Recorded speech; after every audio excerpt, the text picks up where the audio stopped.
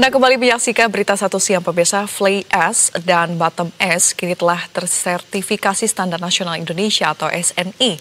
Dengan SNI tersebut, FABA dari PLTU PLN Group bisa dimanfaatkan sebagai bahan baku pembenah tanah dan pupuk pertanian.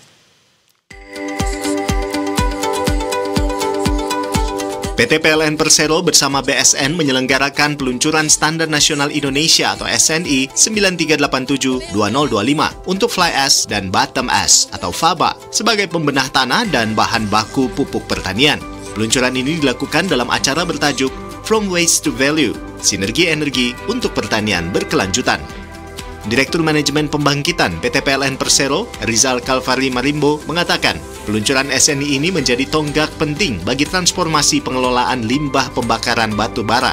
Rizal menjelaskan FABA kini tidak lagi dipandang sebagai limbah, melainkan sebagai sumber daya bernilai tinggi bagi sektor energi dan pertanian. Rizal menegaskan penetapan SNI menjadi jaminan bahwa pemanfaatan FABA aman dan sesuai standar. Kehadiran SNI juga memberikan rasa tenang bagi pihaknya dalam mengelola limbah pembangkit listrik tenaga uap atau PLTU yang selama ini menjadi tantangan lingkungan. Manfaat ekonomi dari FABA kini juga semakin luas. Limbah tersebut digunakan untuk membuat batako dan bahan pupuk yang membantu masyarakat di sekitar pembangkit listrik.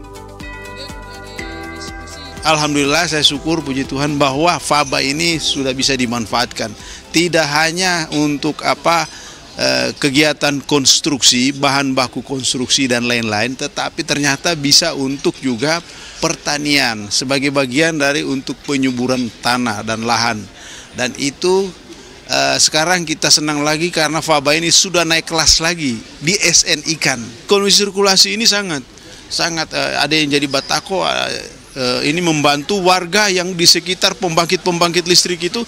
Sekarang itu rumah-rumahnya bagus-bagus. Kenapa? Pakai batako ini.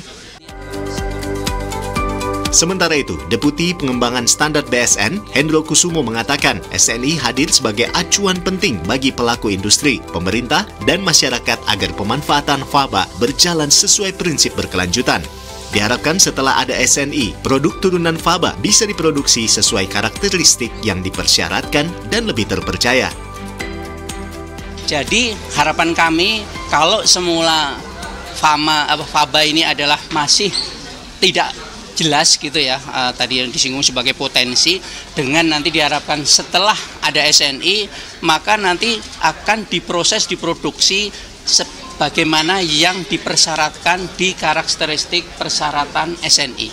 Sehingga nanti kalau kita ngomong disertifikasi apakah sukarela atau nanti diwajibkan, maka siapapun yang memanfaatkan produk turunan FABA ini nanti sudah sesuai dengan standar nasional Indonesia. Ini adalah langkah awal untuk leverage naik kelas dari produk FABA menjadi lebih terpercaya, dapat diandalkan.